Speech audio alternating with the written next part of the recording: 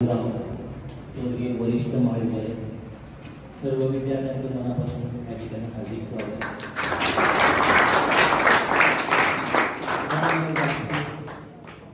आणि शिक्षक आणि शिक्षिका सर्वांना या ठिकाणी पहिल्यांदा मानाचा मुजरा। छत्रपती शिवाजी महाराज हा विषय तुमच्या आमच्या जिव्हाळ्याचा विषय आहे, कारण आज 350 वर्षानंतरही शिवाजी महाराज तुम्हा आम्हाला प्रेरणा देत आहेत।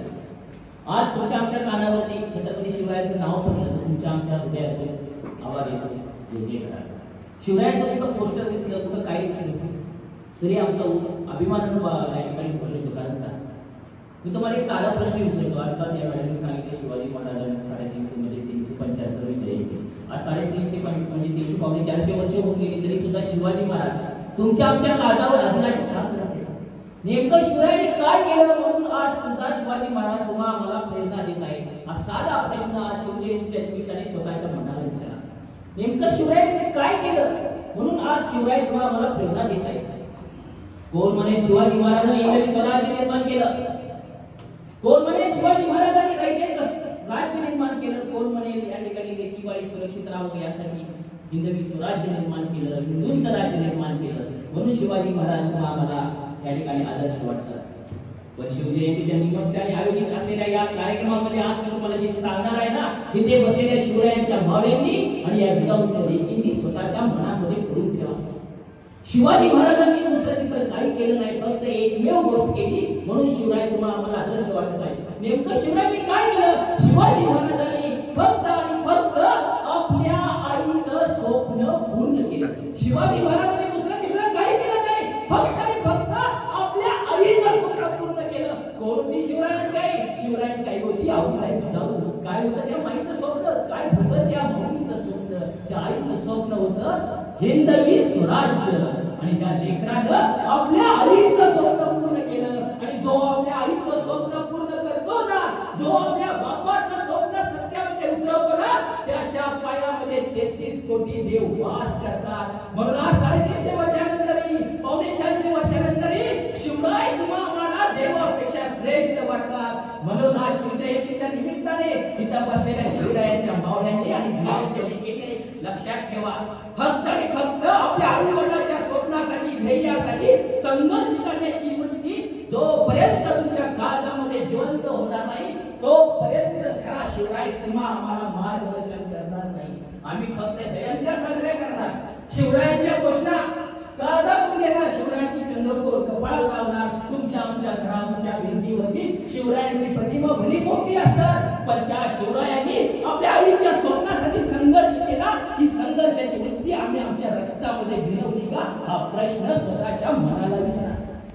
आणि ती आई दिव्य होती, महान होती, मोठी होती, तिचं स्वप्न सुद्धा मोठं होतं। पण तुमची माझी आई सर्वसामान्य आहे, तुमच्या माझ्या आईचं स्वप्न सुद्धा सर्वसामान्य आहे। माझ्या बापाचं स्वप्न काय? माझ्या पोरानं शाळेमध्ये शिकावं, कॉलेजमधून चांगली डिग्री घ्यावी आणि कुठंतरी आपल्या गावाचं, आपल्या कुटुंबाचं, आपल्या भावकीचं नाव मोठं करावं। पण दुर्दैवाची गोष्ट, आम्ही या मोबाईलच्या जमान्यामध्ये, सोशल मीडियाच्या जमान्यामध्ये आई बापाच्या स्वप्नाला पायदळी पडवतो आणि स्वतःच्या काळजाचा शिवराय फक्त आणि फक्त दिखाव्यासाठी वापरतो। आणि खऱ्या अर्थानं आम्ही शिवरायांच्या चरित्राकडे डोळसपणे पाहतच नाही, फक्त घोषणांमध्ये असलेला शिवराय फक्त त्या घोषणामध्येच विरुद्ध जातो आणि आम्ही आमच्या खऱ्या अर्थानं मातृभक्त असलेला शिवराय त्या ठिकाणी संपूर्ण करतो।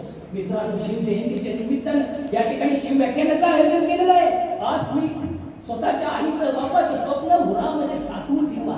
अरे शिवाजी महाराजांनी नेमकं काय केलं? त्या बाल शिवरायाला आऊसाहेब जिजाऊंनी लहानपणापासून स्वराज्य निर्माण करण्याचे धडे दिले होते आणि ते धडे खऱ्या अर्थाने शिवाजी महाराजांनी प्रत्यक्ष मृत्यूला झुंज देत प्रयत्नाची पराकाष्ठा करत खऱ्या अर्थानं सत्यामध्ये उतरवलं। म्हणून आज सुद्धा शिवाजी महाराजांचा फोटो पाहिला, शिवरायांची प्रतिमा पाहिली, शिवरायांची मूर्ती पाहिली तर अभिमानानं आमचा ऊर दाखवतो।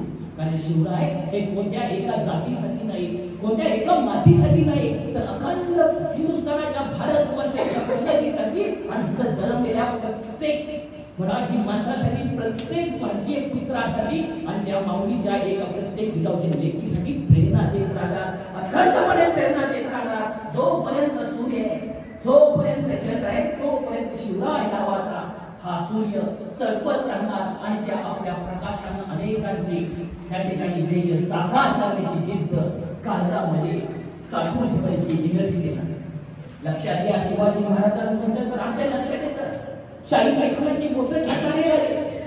शिवाजी महाराज म्हणलं तर आमच्या लक्षात येतं अफजल खानाचा पोट काढणारे राजे, पोट फाडणारे राजे. शिवाजी महाराज म्हणजे पन्हाळगडाचा सुटका, आग्र्याचा सुटका, या 2-4 भेटीमध्ये 2-4 गोष्टीमध्ये आम्ही शिवराय संपून जातो.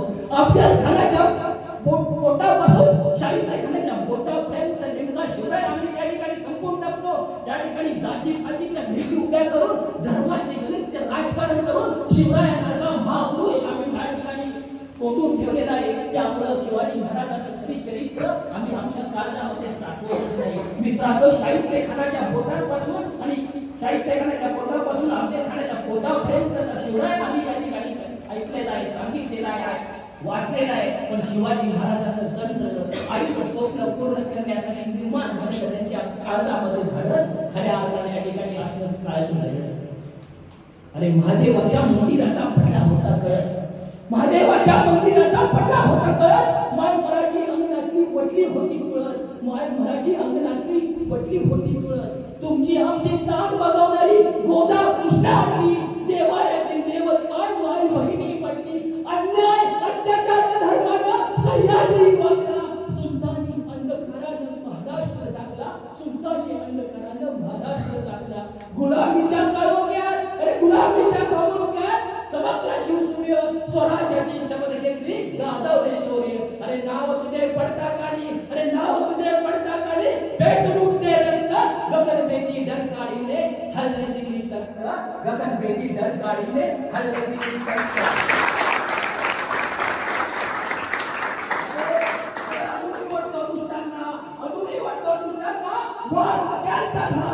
सह्याद्रीच्या वाघापुढं गद्दारांची नाक. अरे अजून इथल्या मातीमध्ये, अरे अजून इथल्या मातीमध्ये बलिदानाचा अंश, वंदन तुझा शिवराया, राखला महाराष्ट्र वंश, राखला महाराष्ट्र वंश.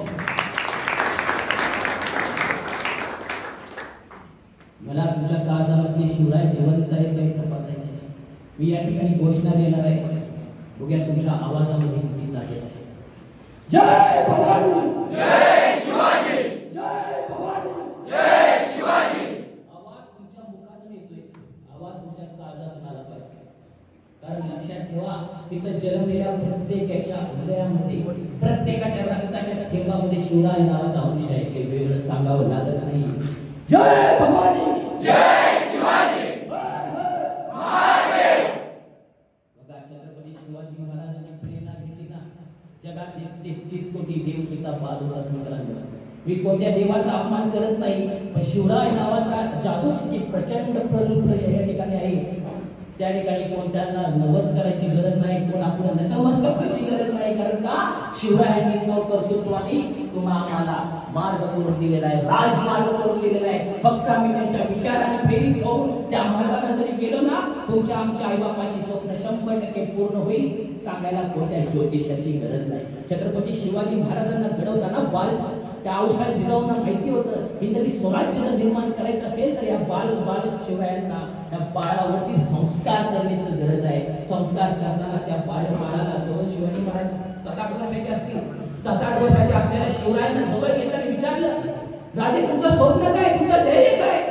त्यावेळेस त्या बाळाने सांगितलं, आई जे तुझं स्वप्न आहे हिंदवी स्वराज्य तेच माझं स्वप्न आहे आणि ते मी पूर्ण करणारच. त्यावेळेस बाळाला सांगितलं, आईनं माऊलीने जवळ घेतलं, राजे लक्षात ठेवा, तुम्ही स्वप्न माझं पूर्ण करणार आहे, ध्येय पूर्ण करणार आहे मला माहिती आहे आणि याच्यावर मला 100% विश्वास आहे. पण अशी एक जर गोष्ट तुमच्या व्यक्तिमत्वामध्ये असेल तरच तुमच्या त्या यशाला 100% त्या ठिकाणी प्राधान्य आहे. जर त्या यशाला असह्यासारखं महत्व आहे, अशी नेमकी कोणती गोष्ट आहे जी तुमच्या व्यक्तिमत्वामध्ये ठासून भरली पाहिजे, त्या गोष्टीला यशापेक्षा जास्त महत्व आहे. बाल शिवराय तिकडे बघायला लागले, अरे जे माऊली लहानपणापासून हिंदवी स्वराज्याची गोष्टी करते आणि आज मला सांगते अशी कोणती तरी गोष्ट आहे तुझ्या ध्येयापेक्षा मोठी आहे आणि ती गोष्ट तुझ्या व्यक्तिमत्वामध्ये असली पाहिजे. शिवरायांच्या लक्षात येईल ना, आईच्या प्रश्नाचा त्यांनी वेळ घेतला तरी सुद्धा उत्तर त्यांना सापडत नव्हतं. त्या माऊलीनं त्या बाळाला जवळ घेतलं आऊसाहेब जरांनी आणि जिजाऊनी त्या बाळाला सांगितलं, जे ज्या जिजाऊ माऊलीनं आपल्या बाळ शिवरायानं सांगितलं ना, तिथं बसलेल्या जिजाऊंच्या लेकींनी आणि शिवरायांच्या मावळाने स्वतःच्या मनामध्ये कोरून ठेवा, स्वतःच्या मनामध्ये काढून घ्या. त्या माऊलीनं बाळाला सांगितलं, लक्षात ठेव बाळ शिवराया, लक्षात ठेव शिवराया, तू यश किती मिळव, हे नवीन स्वराज्य निर्माण करशील, सगळं मान्य आहे, पण जर तुझ्या व्यक्तिमत्वामध्ये चारित्र्य नावाची गोष्ट नसेल तर तुझ्याकडे यशाला किंमत शून्य आहे. शिवराय लक्षात ठेव, हे नवीन स्वराज्य निर्माण करताना माझ्या एका सुद्धा माऊलीचं त्या ठिकाणी बलिदान देता कामा नाही. शिवराया लक्षात ठेव, एक वेळ देवाचा अपमान झाला तर मुखार घेईल, पण माझ्या आई बहिणीची इज्जतीची लक्षणे जर वेशीला टांगत असतील तर मात्र तू गप बसू नको. एक वेळ देवाचा अपमान झाला तरी मुखार घेईल, पण आमच्या लेकी बाळाची इतिचा दर्जा मराठ्यांच्या देवालयातील दैवतापेक्षा श्रेष्ठ आहे. हिंदवी स्वराज्याचा हट्ट कोणत्या धर्मापायी नाही तर फक्त आणि फक्त माझ्या लेकी बाळी सुरक्षित राहिल्या पाहिजे यासाठी आहे. लक्षात ठेव शिवराया, आयुष्यामध्ये सर्वोत्तम असा तू संघर्ष करशील, यशस्वी होशील, पण तुझ्या या यशाला जर 100% जर समाजामध्ये मान्यता जर मिळवून घ्यायची असेल तर तुझ्या चारित्र्यामध्ये कोणताही त्या ठिकाणी दोष असता कामा नाही. आजपासून कोणत्याही व्यसनाकडे तू फिरकला नाही पाहिजे, कोणतंही व्यसन तुझ्या हातून घडलं नाही पाहिजे. असं सांगत असताना बाळ शिवरायांना माऊलीने धडा दिला, कोणत्याही धर्माचा तिरस्कार तुझ्या हातून झाला नाही पाहिजे. मानव धर्माचे संस्कार त्या माऊलीने त्या बाळावरती केले. आपल्या देवाचा, आपल्या धर्माचा प्रचंड आदर कर, पण त्याचबरोबर इतरांना तुच्छ लेखणं हे माणूसपणाचं लक्षण नाही. त्या माऊलीनं त्या बाळ शिवरायांच्या कानावरती, मनावरती बिंबवलं होतं. इथं बसलेल्या शिवरायांच्या मावळ्यांनी आणि जिजाऊंच्या लेकींनी आज या शिवजयंतीच्या माध्यमातून स्वतःच्या काळजावरती प्रश्न विचारायचे आहेत आणि शिवरायांच्या गोष्टी मी काळजातून घेतो, पण माझं चारित्र्य मी त्या पद्धतीने शिवरायांसारखं घडवतो का? मी माझ्या आईला, माझ्या बापाला त्या ठिकाणी मान्यता देतो का? तिला मान देतो का? तिचा आदर करतो का? तिच्या स्वप्नाचा, तिच्या ध्येयाचा, बापाच्या कष्टाचा, घामाचा, रक्ताचा आम्ही त्या ठिकाणी मान सन्मान ठेवतो का? हा साधा प्रश्न स्वतःच्या काळजाला विचारा. आज या शिवजयंतीच्या निमित्ताने मी या ठिकाणी तुम्हाला व्याख्या सांगायला आलोच नाही. शिवराय नावाचा माणूस सांगायला तर अजिबातच आलो नाही, कारण का शिवराय तुमच्या आमच्या काळजामध्ये जिवंत आहे. पण त्या शिवराय नावाच्या विस्तवावरती राग जमा झालेले आहे. त्या राखेला भुंकर मारून तुमच्यातला स्वकर्तृत्व निर्माण करणारा तुमचा शिवराय जागा करायला आलेला आहे. त्या राखेवरती भुंकर मारून, त्या विस्तवावरती भुंकर मारून तुमच्या मनामध्ये स्वकर्तृत्वाची शिवज्योत पेटवण्यासाठी मी आलेलो आहे. मित्रांनो, शिवाजी महाराज म्हणजे एक साधी गोष्ट नाही. शिवाजी महाराज म्हणजे साधा माणूस नाही. कोण म्हणजे शिवाजी महाराजांनी आपल्या घराचं पोट पडलं म्हणजे शिवाजी महाराज त्या ठिकाणी श्रेष्ठ आहे. पण मित्रांनो, शिवाजी महाराजांच्या कार्यकर्तृत्वाचा आम्ही अभ्यास केला ना, आमच्या लक्षात येतं शिवाजी महाराज जगातील सर्वोत्तम अशा देशातील त्यांच्या शत्रूंना सुद्धा आपले वाटत होते. कारण का? शिवाजी महाराजांचं चारित्र्य, शिवाजी महाराजांचं चारित्र्य, आयुष्य हे सूर्यप्रकाशासारखं स्वच्छ होतं, दुधासारखं स्वच्छ होतं. त्यांच्या चारित्र्याला दुश्मनांना सुद्धा फोन दाखवताना त्या ठिकाणी त्यांना त्या ठिकाणी धाडस होतं. कारण का? शिवाजी महाराजांनी घडावं कसं हे आऊसाहेब जिजाऊ त्या ठिकाणी शिकवलं होतं. शिवाजी महाराजांचे आम्ही मावळे आणि आम्ही लेकी बाळीकडे वाकड्या मित्रांनी बघणार. आज आम्ही शिवाजी महाराजांची जिजाऊंच्या लेकी आई बापांच्या स्वप्नाकडे दुर्लक्ष करून घडणाऱ्या प्रेम प्रकरणामध्ये आलो, स्वतःच्या आयुष्याची राख रांगोळी करून घेतो, पण आमच्या आई बापाच्या स्वप्नाची सुद्धा राख रांगोळी करते. लक्षात ठेवा, प्रेम तुम्हाला कोण नको करायला म्हणते. अरे प्रेम कर तरुणा शिवरायांच्या सांडलेल्या रक्तावर, अरे प्रेम कर तरुणा, प्रेम कर तरुणे जिजाऊंच्या दातृत्वावर, अरे प्रेम कर तरुणा शंभू राजांच्या सांडलेल्या रक्तावर, आसमानात लहरणाऱ्या त्या भगव्यावर. अरे माझ्या मित्रांनो, शिवाजी महाराजांच्या इतिहासाचं खरं जतन शिवाजी महाराज हे आहे या जगातलं अनमोल रतन, अनमोल रतन. शिवचरित्राशिवाय पर्याय नाही मित्रांनो.